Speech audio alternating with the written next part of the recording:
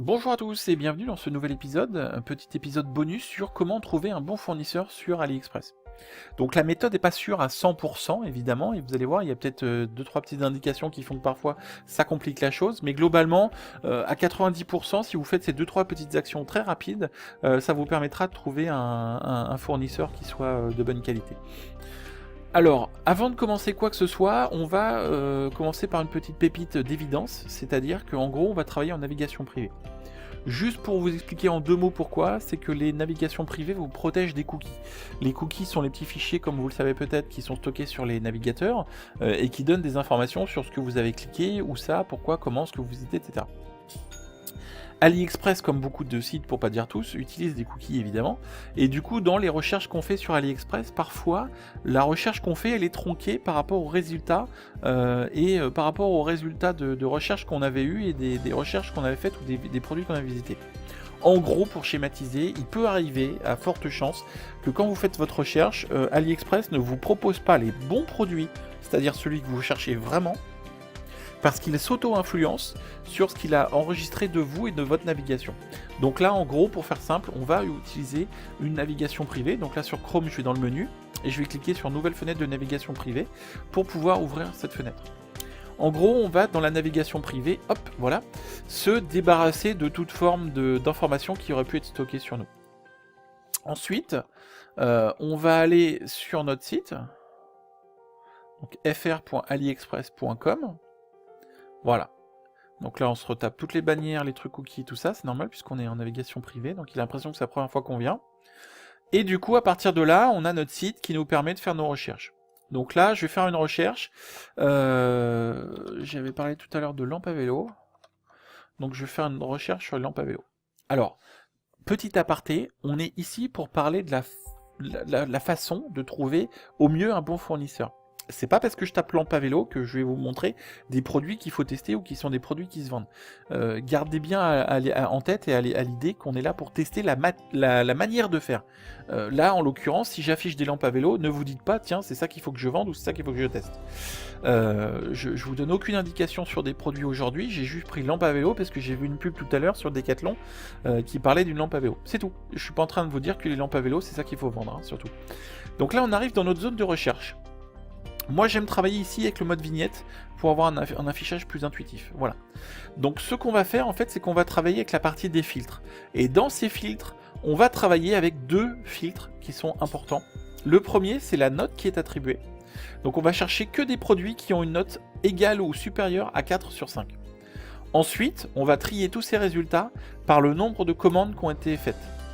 Donc là, globalement, ce qu'on fait, c'est qu'on cherche les produits qui ont les meilleures notes et qui ont en plus, dans ces produits qui ont les meilleures notes, un classement par nombre de commandes. Alors pourquoi on fait ça? Il y a de multiples raisons, mais la première, c'est tout simplement que globalement, le fait d'avoir un fournisseur qui a fait là, en l'occurrence, à peu près 10 000 commandes, c'est très rassurant. C'est plus rassurant de travailler avec quelqu'un qui a déjà fait 10 000 fois une chose qu'avec quelqu'un qui l'a jamais faite et qui commence à la faire. Pourquoi? Parce que quelqu'un qui a fait 10 000 fois une chose, il sait la faire. Il a des automatismes, il sait quelles erreurs il faut pas faire, etc. Et du coup, on est rassuré dans le sens où lui fera moins d'erreurs. Ensuite, la note, c'est tout simple. C'est que là, la note, elle vient des commentaires des clients. Donc si les clients sont contents, c'est qu'ils sont contents du produit. Et s'ils sont contents du produit, c'est que potentiellement, c'est un bon produit pour des gens qui voulaient l'acheter. Donc là, en l'occurrence, si on prend l'exemple de ce produit-là, on a une note de 4,8 sur 5, ce qui est juste colossal. Donc c'est très très bien. Et on va vérifier par rapport à ça quelques indicateurs pour pas se faire avoir. Donc globalement, le premier principe, c'est la quantité de commentaires qui a été ajouté. Donc là, on voit entre parenthèses un chiffre, ici, là, etc. Entre parenthèses, on a juste à côté des étoiles le nombre de commentaires. Donc c'est le nombre de retours. Pour moi, si vous avez moins de 200, 300, 500 commentaires, les commentaires risquent de ne pas être viables. Pourquoi? C'est qu'il faut savoir que tous les fournisseurs, quand ils créent des produits ou quand ils ajoutent des produits, ils ajoutent des faux commentaires. En moyenne, ils ajoutent une centaine, voire 150. Il y en a certains qui peuvent aller jusqu'à 200, 300 faux commentaires qui disent produit génial, etc. Qui fait que, en gros, la data sur notre examen, elle est complètement biaisée. Donc là, en l'occurrence, on va travailler sur des produits qui ont quand même un bon nombre de commentaires pour être certain que les commentaires ne soient pas des faux commentaires. Et à partir de là, on va faire une relation entre le nombre de commentaires et le nombre de commandes. Donc là, globalement, si on prend cet exemple-là, comment on peut faire pour savoir si on est rassuré par rapport à ce fournisseur? C'est que ce fournisseur, si on résume, on va arrondir, il a fait 9000 commandes, un peu plus de 9000 commandes. Sur ces 9000 commandes, on arrondit, il y a un peu plus de 6000 personnes qui ont commenté. Ça veut dire qu'il y a 6000 personnes sur 9000 qui ont été commentées et mettent une bonne note puisque la moyenne est de 4,8. Donc ça veut dire que 6000 sur 9000, ça fait les 2 tiers, donc 60%. Il y a plus de 60% des gens qui ont mis une bonne note à ce produit-là. C'est juste colossal. Donc là, en l'occurrence, si vous voyez que 60% des gens ont mis une note et que cette note est très bonne, en l'occurrence, c'est que vous pouvez être rassuré sur votre fournisseur. Il y a quand même des très bons indicateurs, des indicateurs qui sont au vert, sur le fait que les gens soient contents de ce produit et de cet achat. Ensuite, là, vous avez la notation qui est faite sur le vendeur, qui est une information qui peut être intéressante, mais je ne vais pas vous mentir, cette information-là, elle est souvent... Elle est pas pertinente à 100% parce que, encore une fois, les fournisseurs entre eux parfois se mettent des notes et s'envoient des bonnes notes pour se faire booster leur note de vendeur. Donc le primordial et le prioritaire, je pense, et selon mon avis, notre avis, c'est vraiment de travailler sur le nombre de commentaires, la note de commentaires et la relation entre le nombre de commandes et le nombre de notes.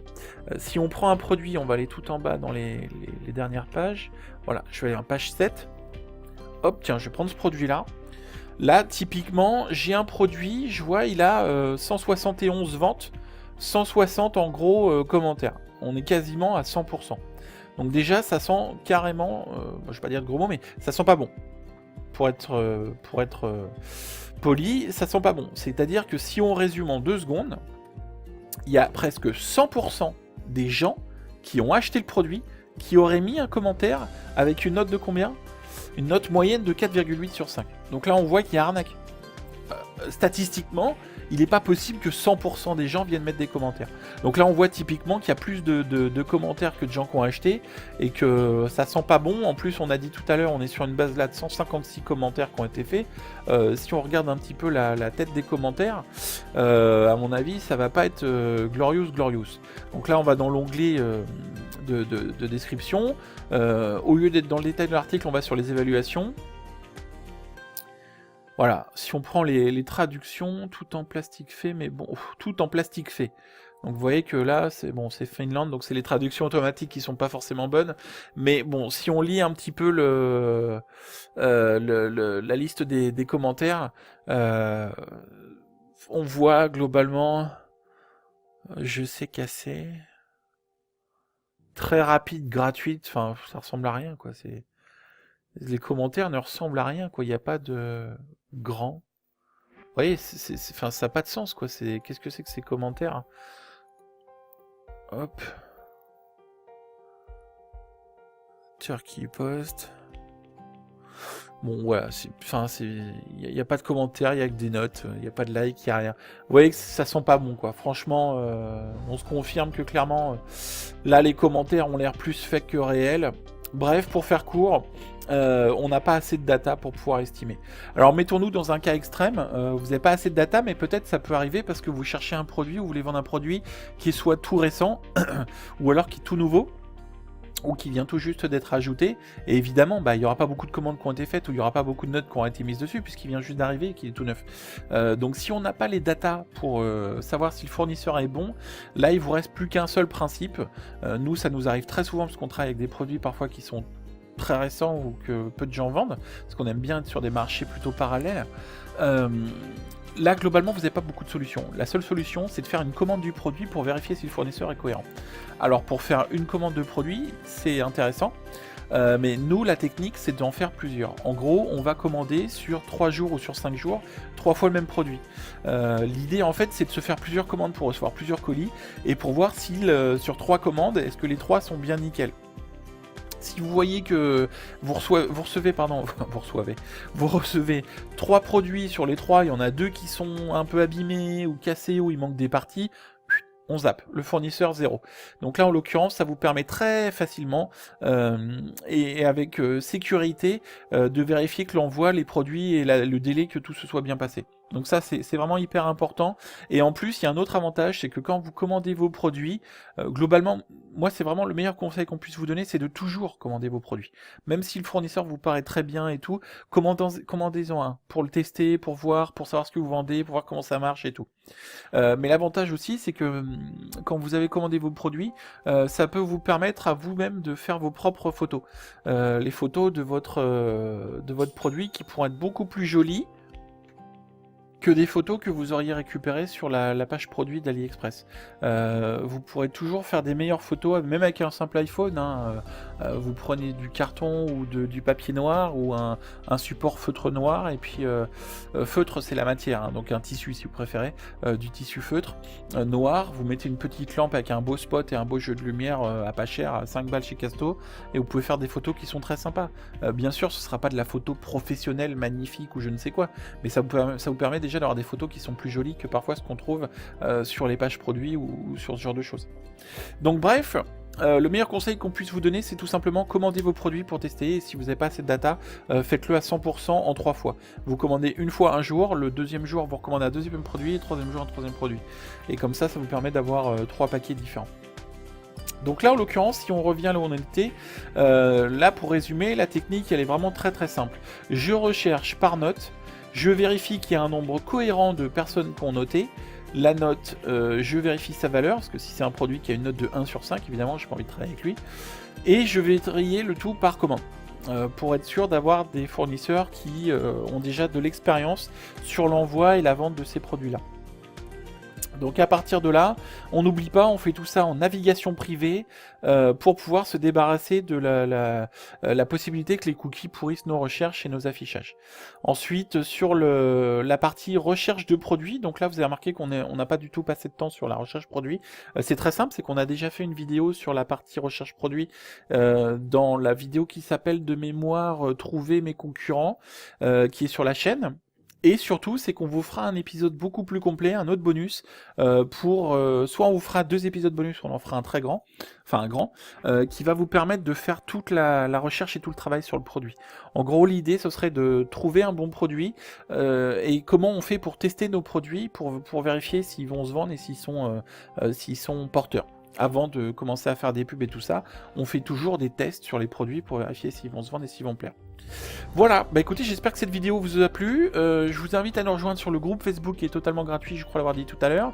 L'adresse du groupe Facebook, elle est dans la description de cette vidéo. Et puis si vous pouvez mettre un petit pouce, ce serait super sympa, parce que c'est la seule chose qui nous permet de nous diffuser un petit peu plus, sachant que nous on fait tout ça gratuitement. Donc merci pour votre soutien, et merci surtout d'avoir regardé cette vidéo, et on vous dit à bientôt.